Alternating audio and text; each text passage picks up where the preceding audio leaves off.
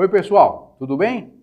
Ralph Peter com vocês novamente, programa Livros em Revista, que vai ao ar toda quarta-feira às 19 horas na nossa BCC Television, que sempre tem o firme propósito de levar até vocês o melhor entretenimento e um elevadíssimo teor de cultura, que naturalmente acontecerá dando continuidade aos nossos 10 anos de estrada.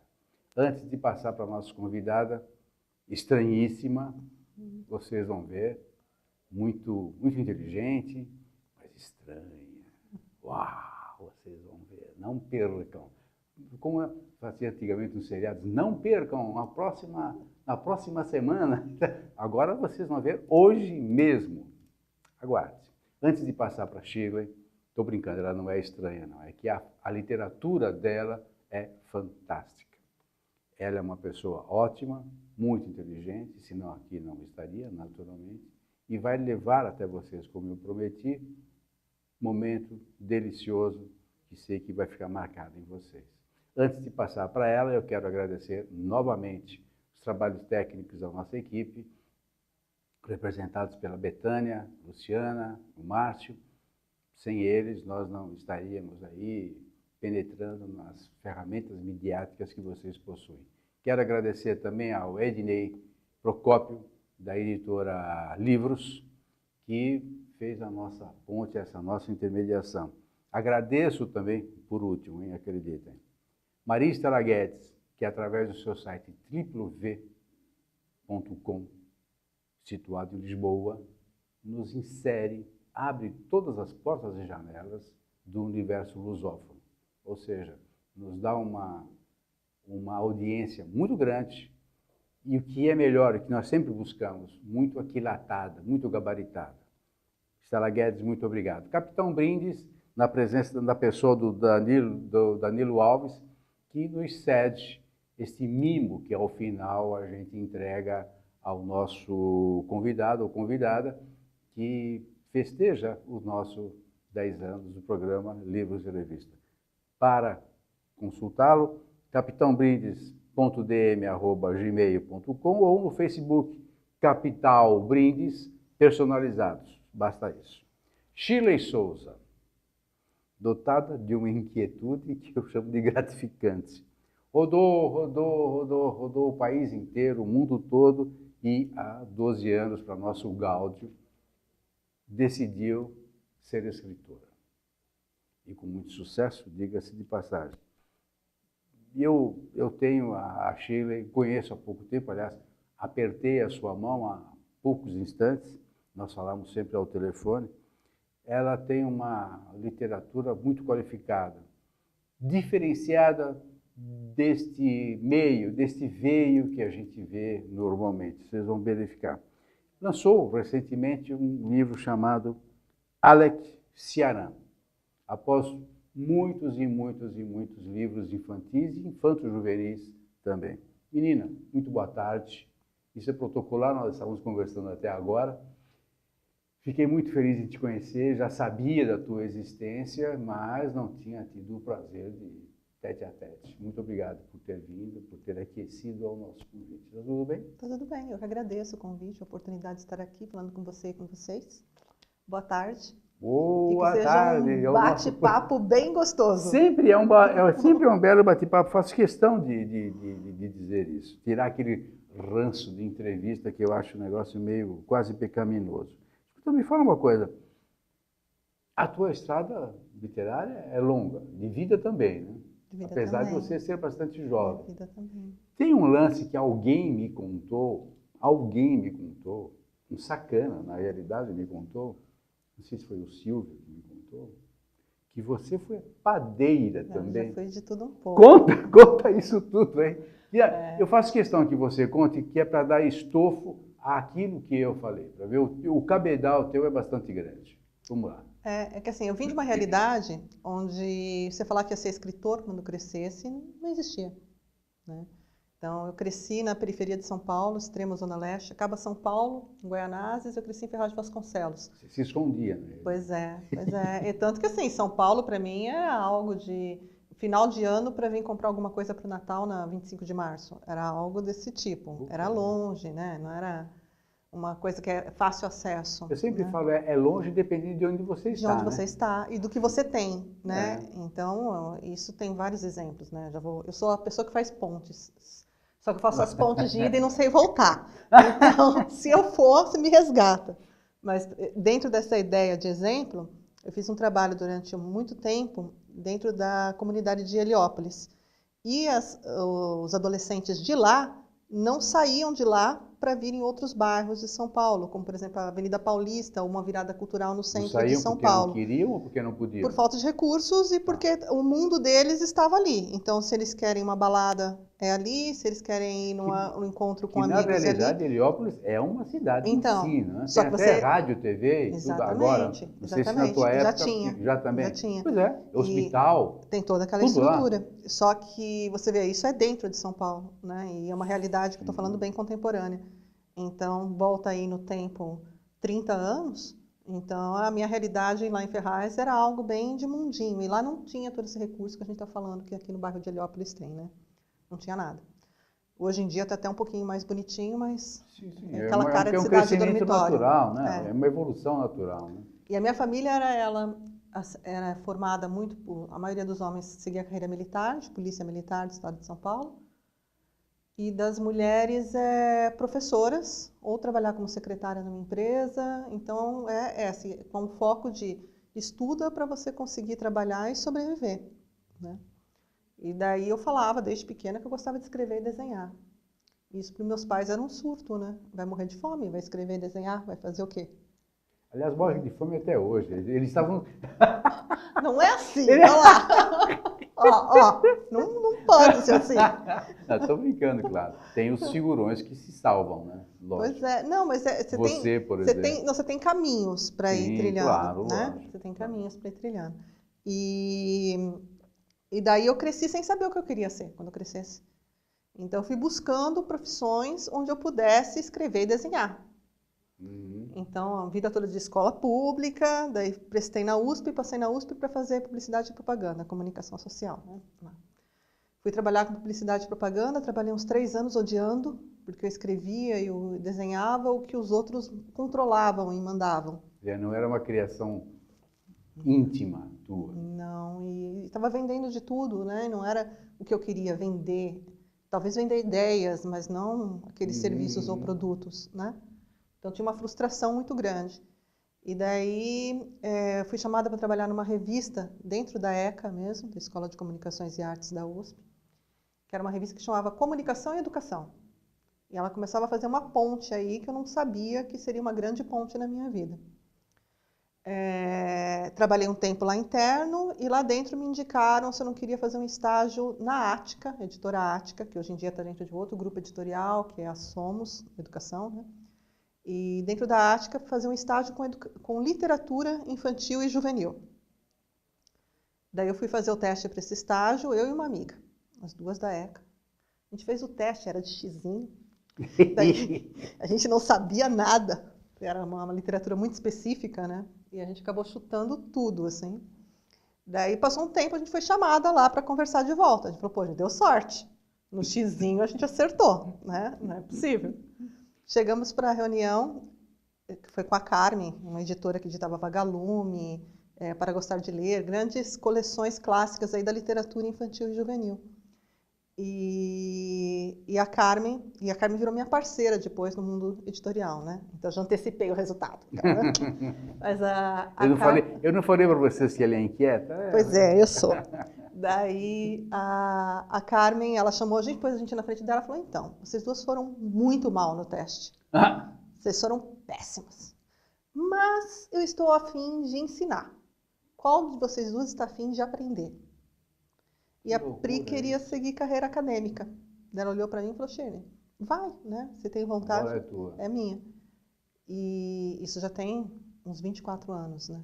Daí eu comecei fazendo trabalho, daí comecei a conhecer o que era a produção de livro, trabalhando do lado de dentro. Passei a ilustrar livro, a editar livro, a criar material pedagógico de apoio para o professor. Então, entrar nesse meio, comecei a conhecer todos os escritores que eu lia. né? Então foi algo que eu falei, nossa, escritor existe, né? É uma profissão realmente, eles se colocam como profissionais, eles preenchem a fichinha profissional dizendo que é escritor, né?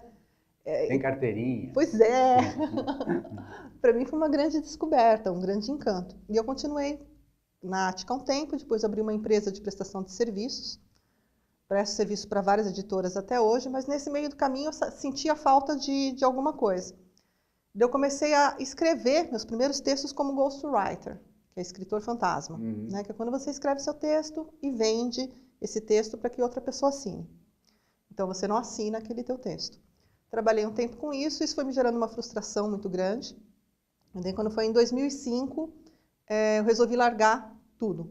Larguei tudo, falei, gente, eu estou perto do que eu quero, mas não é isso ainda. Larguei tudo e fui fazer um curso de panificação. Aí que eu virei padeira. É absolutamente diametral, né? Eu fico imaginando você amassando massa. Pois é, e eram pães artesanais, orgânicos, sabe? Diferenciados, aquela coisa, tinha que ter uma energia boa, aquela coisa toda assim. Mas eu acho que isso tem a ver com um passado lá distante, que eu trabalho desde meus 12 anos, que minha mãe era quituteira. Então ela fazia salgadinho, docinho, bolo para festa, e eu trabalhava com ela. Não era um universo totalmente desconhecido. Não. Então essa coisa de voltar para o alimento tem essa coisa de voltar para as raízes e para onde eu sentia o conforto, né? Legal. E daí eu trabalhei fazendo pão por 1 ano e meio, até um dia que eu estava no meio, literalmente, estava com um monte de farinha, aquela coisa, aquele caos, assim, a gente preparando uma entrega grande. E daí eu falei, o que eu estou fazendo aqui? Não estou escrevendo nem desenhando, mas demorou 1 ano e meio para eu ter essa percepção. E daí, quando eu falei, não, vou tentar voltar de uma forma diferente. E aquelas coisas que o universo, eu acredito muito nisso, que o universo abre portas, né? Quando você retoma o teu caminho, o universo vai abrindo ou uma porta, uma janela, uma fresta, que seja um pedacinho. Aí depende de você alargar o espaço. Exatamente. Sem dúvida. Exatamente. E daí tinha um pessoal que era da diretoria da Ática, que estava saindo e abrindo uma nova editora, e me chamou a mim e a Carmen, aquela que tinha sido a minha parceira, que me aprovou naquele teste. Que também tinha sido reprovado. Não, na verdade, a Carmen era a editora. Carmen. Exatamente, porque nesse tempo a gente já tinha trabalhado muito junto, né? E daí ela me chamou para a gente começar a criar coleções de literatura infantil e juvenil. E essa editora abriu a porta para, além de eu criar, se eu quisesse começar a escrever os meus textos. Em 2005. Aí, beleza. Em 1 ano foram 5 livros. E de lá para cá, né, de 2005 para cá, estou completando, vai completar ainda no final do ano 12 anos, 45 livros. Infantis. Juvenis, infantil, tem juvenil e tem aqueles que já estão indo para jovem adulto, né? Então o foco divide mais ou menos igual. Eu vi assim. no teu site, quando nós combinamos que você viria aqui, eu fui ver no teu site. Tem 40 livros, 45. Eu não contei. Eu vi que era um monte que tinha lá. O Alex Ceran é o 45º. E já tem mais 2 prontos em editoras, já em processo de edição. Você fez esse pelo Senai, né? Pelo SESI. SESI? Pelo SESI. Bom, tá ali, SESI. Alex Ceran. O que é esse nome? Como é que você cria o nome? Tudo bem, você já falou da padaria, você surtou na padaria. Aliás, interessante esse lance do... Eu nunca tinha ouvido uma história dessas. Que você foi reprovada e você foi admitida porque a pessoa queria te ensinar. Isso é uma loucura. Cara, isso mudou minha vida. Mudou minha vida Isso é absolutamente ilógico. E você pensa, ó, e passou aí 20 e tantos anos que eu falei. O ano passado, a Carmen estava presente na Feira do Livro de Porto Alegre, que eu participo lá anualmente, fazendo bate-papo com adolescentes, né? E ela estava presente no momento que eu estava com um grupo de, acho que eram 3 escolas reunidas, só de adolescentes na faixa de 15, 16 anos. E daí eles perguntaram como que eu tinha chegado no mercado editorial e eu contei essa história para eles. E eu vi a Carmen dando risada lá no canto, lembrando disso. E daí, quando acabou, olha quanto tempo que passou. E ela falou para mim, olha, eu nunca te falei isso, mas naquele dia, quando eu falei para vocês duas, que vocês estavam convidadas a que eu ensinasse, eu fiquei torcendo para você aceitar. Que tinha sentido alguma coisa que ali... Estranho. Pois é, e eu acredito muito, porque a Carmen é minha irmã de alma. Não, e o legal é que vocês nunca tinham se visto. Né? Pois é. Não tinha nenhum elan, nenhum QI, né? Nem quem indicou, nada. Foi assim. absolutamente circunstancial. Totalmente. E a Significa gente... que você é uma pessoa sem ironia, iluminada mesmo. Não. Eu me Eu acho, considero, eu eu me acho considero assim. agraciada mesmo, assim, Com de certeza, conhecer pessoas com certeza. que são grandes encontros na vida, sabe? De você Sim. sentir que está construindo coisas boas juntas. Eu acredito muito na circunstancialidade, sem o lance de religião, nada. É algo que... Uma corrente, né? Isso, uma egrégora. Uma egrégora, que vai, palavra perfeita. Que se vai reunindo, vai aglutinando e tal, e aí vai depender do teu taco, né? Mas me conta do Alec, como é que você cria esse nome? Eu sempre fico cabreiro com esse negócio, porque surgem nomes assim, estapafúrdios, né? E as respostas invariavelmente, veio, foi assim. Eu li num determinado lugar, eu gostei e tal, e você tem o mesmo sistema? Qual é o teu método de criação? Cada método, duas coisas que eu sofro muito, criar nome de personagem e criar título para o livro. Sofre por quê? Nossa, porque eu não consigo. Eu fico pensando, essa pessoa... Às vezes eu criei já todo o perfil do personagem e tem cara de quê? Qual que é o nome que combina? Então você cria o nome depois? Normalmente é isso. Tá. Daí esse quebrou o fluxo. Tem alguns livros no meio desse 45 que vêm de uma forma diferente. No caso do Alex Ciarán, ele veio por sonho. Então eu sonhei com o primeiro capítulo do livro e só sabia que o sobrenome do garoto era Ciarán. Ciarán. E daí eu nem sabia o que é isso, que palavra é essa. Ainda se ele tivesse nascido no Ceará, né? Pois é. Mas aí, Ciarán. E daí eu também não sabia como escrevia. Daí eu comecei a pesquisar, daí eu comecei a dar Google para ver e achei que Ciarán, em árabe, quer dizer escuridão. E tinha muito a ver com o primeiro capítulo. Então, primeiro veio esse sobrenome. Ciarán, árabe, escuridão. Escuridão.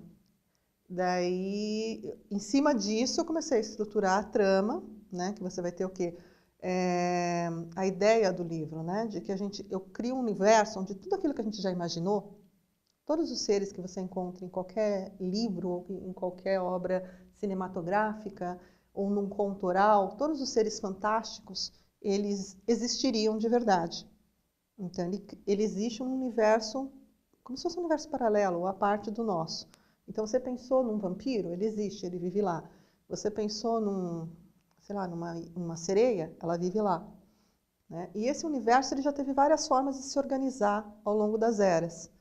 E, no momento, ele está dividido entre a natureza desses seres, que é luz e escuridão. Isso não quer dizer bem ou mal. Isso quer dizer... Vamos pensar um exemplo bem prático. Se você pensa numa águia, ela é um ser do dia. Ela se alimenta durante o dia, os voos dela são durante o dia, ela tira essa energia durante o dia e à noite ela se recolhe. Então, ela é um ser da luz, do dia. Se você pensa numa onça, ela sai ao cair da tarde.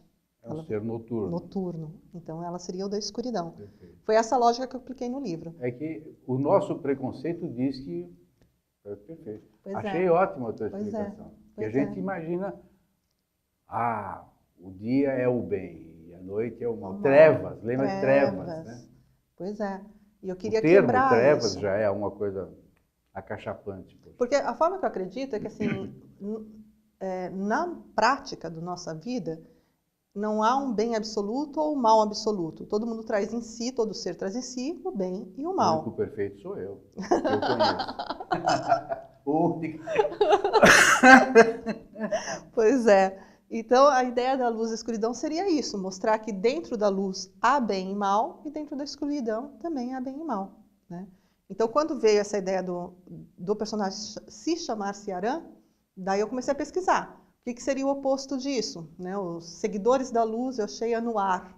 Anwar é um nome sonoro, também árabe.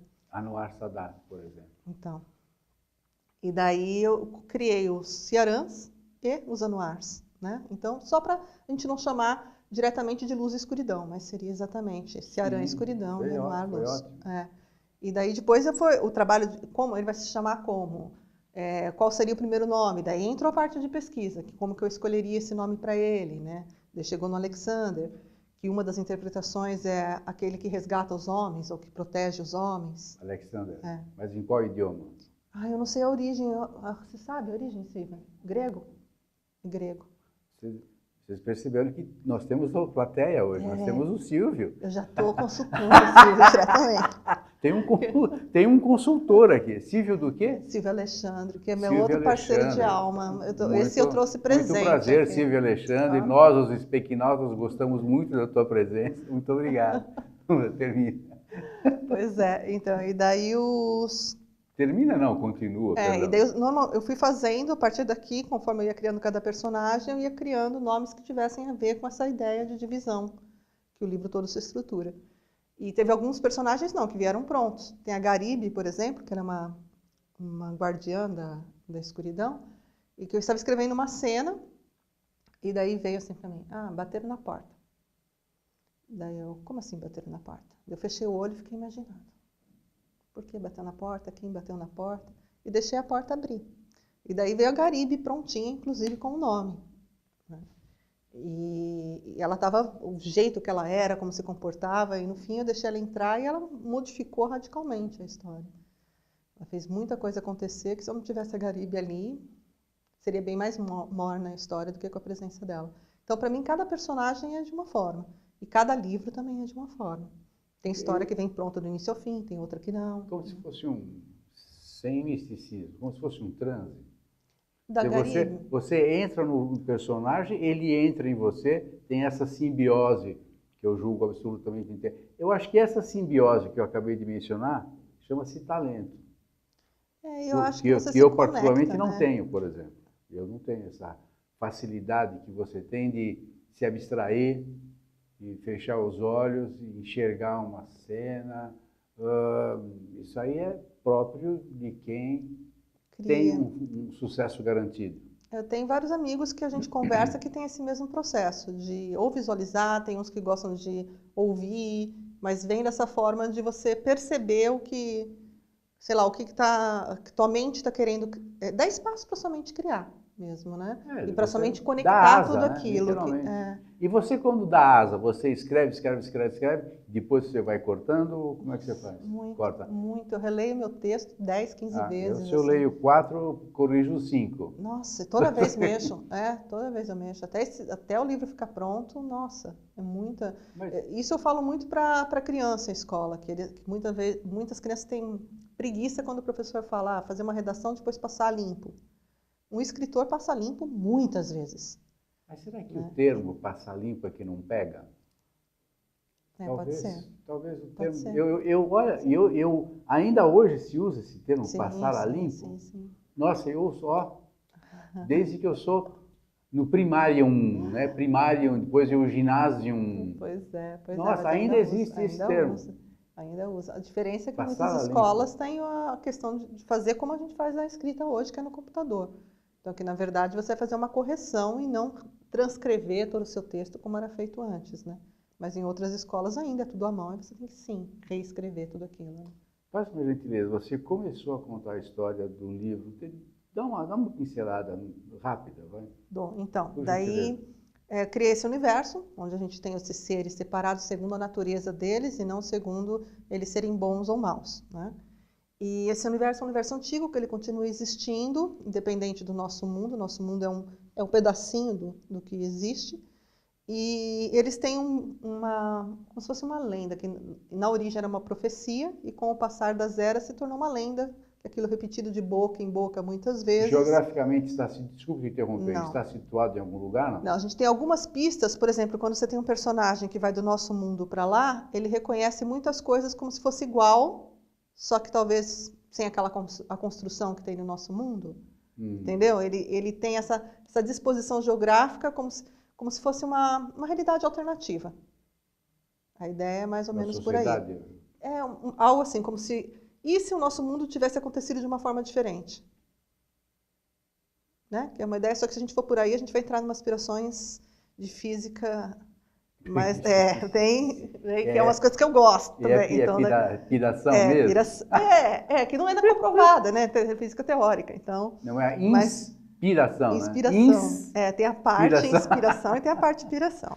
Bom, mas então, daí eles têm essa profecia que com o passar das eras, de tanto repetido, aquilo foi perdendo força e se tornou uma lenda de que em determinado momento nasceria um filho proibido de luz e escuridão, né? Um mestiço.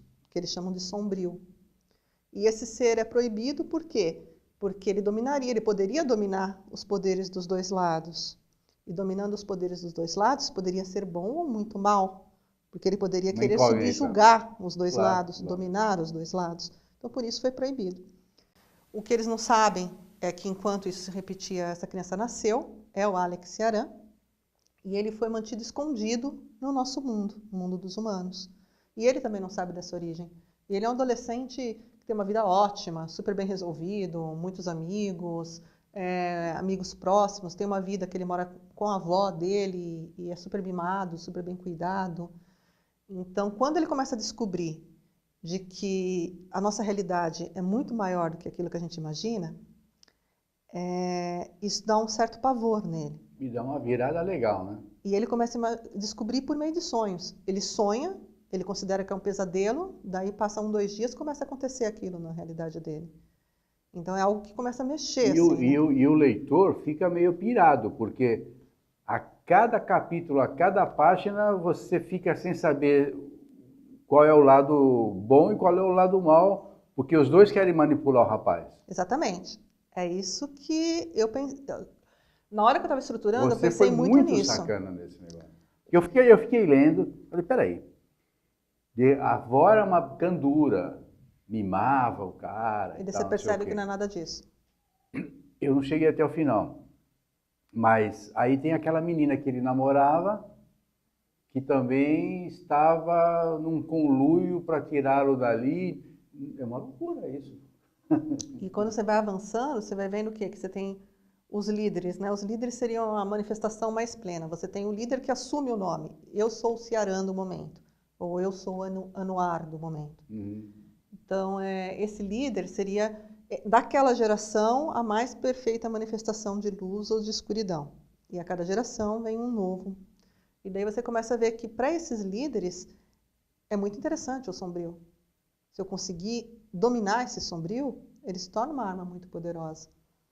Que é um paralelo muito com a nossa realidade, né? Que cada vez que você desponta algum tipo de força, seja ela qual força que seja, uma força de comunicação, uma força religiosa, uma força seja econômica, política. Você pode fazer uma ilação com o que está acontecendo hoje. Exatamente. Quer dizer, o que era o bem passou a ser constatadamente o mal, e você nunca sabe efetivamente quem é que está te manipulando. Exatamente. E de que maneira você está sendo manipulado. E a minha proposta era essa, de fazer você pensar nos seus julgamentos e de confiar mais naquilo que você vai vendo ser comprovado e construído. Né? A tua literatura, desse livro, não vou falar da literatura porque você é bastante eclética, mas desse livro especificamente, ele não tem um público definido, porque ele pode ser para o jovem, o adulto eu gostei muito, principalmente porque eu vou chegar no final. Não vou cometer o deslize de te perguntar. Mas você fica entretido mesmo. E você tem vários níveis de leitura, né? Você pode pegar só na aventura fantástica. Né? Você pode pegar só nessa grande guerra entre os seres. Eu baixei para o nosso nível. Eu falei, nossa, mas isso aqui é o que acontece toda hora. Mas o que eu falo, você pega, tem leitores com 12 anos, por exemplo. Pelo amor de Deus. E os leitores com 12 anos, eles pegam mais o nível da aventura. E eu tenho leitores adultos me dando retorno ou depoimento na página, que eu montei a página do Face para o livro, e pessoas já na faixa de 30, 40 anos lendo e falando, nossa, olha 70. Isso. Pode deixar o depoimento lá, a hora que acabar. Você está convidado, documentado. Me fala uma coisa, eu vi no teu site que você visita escolas. Sim. E vai travestida, vai com uma roupa característica? Não, eu vou normal. É que o meu modo de vestir nunca é muito normal. Mas, aquela, né? Dentro da minha normalidade de ser, eu vou normal. E eu visito escolas desse Brasil todo, que a gente fala que é escola adotante. Quando a escola adota um livro, trabalha esse livro, seja com a turma... varia muito. Eu estive na semana passada numa escola aqui em São Paulo, trabalhando com crianças de 4 anos de idade. E visito escolas onde o livro foi trabalhado com 17, 18 anos. Como é que essa turma reage? Nossa, é uma troca muito grande e muito diferente também. Por exemplo, quando eu trabalho com criança, Você tem primeiro uma linguagem do afeto, de aproximação, porque eles queriam conhecer quem fez aquele livro com o qual eles se envolveram durante meses. Então, esse trabalho, por exemplo, com as crianças de 4 anos, eles tinham trabalhado um livro por 2, 3 meses, feito um monte de vivências em cima daquela história. A professora ainda fazia, cada dia que eles abriam o livro, tinha uma foto minha na orelha, eles falavam: "Oi, Shirley Souza, tudo bem com você?" Eles foram criando esse vínculo. Então, quando eu cheguei lá, nossa... Muito boa ideia essa. Então, era algo muito forte, de muito carinho. E deles tem as perguntas que eles queriam fazer, tanto para a pessoa quanto para a escritora. Então, você tem o bate-papo, eles querem mostrar o que eles fizeram. E como é que um diretor de escola, um professor, faz para pedir para você ir na escola? Sempre é contato com as editoras. Então, as editoras. Seleção do livro que tem a ver com o projeto pedagógico que a escola está desenvolvendo. E daí trabalha com a editora e a editora é quem me leva. E o teu site não pode ser... O meu site, que é shirleysouza.com. Shirley é S-H-I-R-L-E-Y, Souza com Z. Isso, .com.br. Só .com. E lá você conhece os livros. Daí dá para você ver, por exemplo, eu gostei desse livro que é da editora X. Daí você faz contato com a editora e a editora me leva. Okay. Se falar comigo, eu vou encaminhar para a editora, sempre assim. Terminou. Infelizmente terminou. Mas eu, pela maneira como você é bastante profícua, eu acho que daqui 1 mês ou 2 você volta para trazer outro livro. Tá. Escuta, bom. Eu quero mesmo agradecer você ter abrilhantado o nosso espaço aqui. Eu que agradeço, obrigada. E eu quero que você, por gentileza, tem que fazer surpresa. Receba a nossa caneca da Capitão Leca. Que coisa fofa! Muito obrigada! Nossos 10 anos, festejando os nossos 10 anos de programa. E você, naturalmente, está colaborando com ele. Nossa, muito obrigada. Tá ok? Obrigada. Até a próxima. Até a próxima e que seja breve. Que seja breve. Pessoal, muito obrigado pela paciência, audiência e todo o resto. Até mais. Tchau, tchau.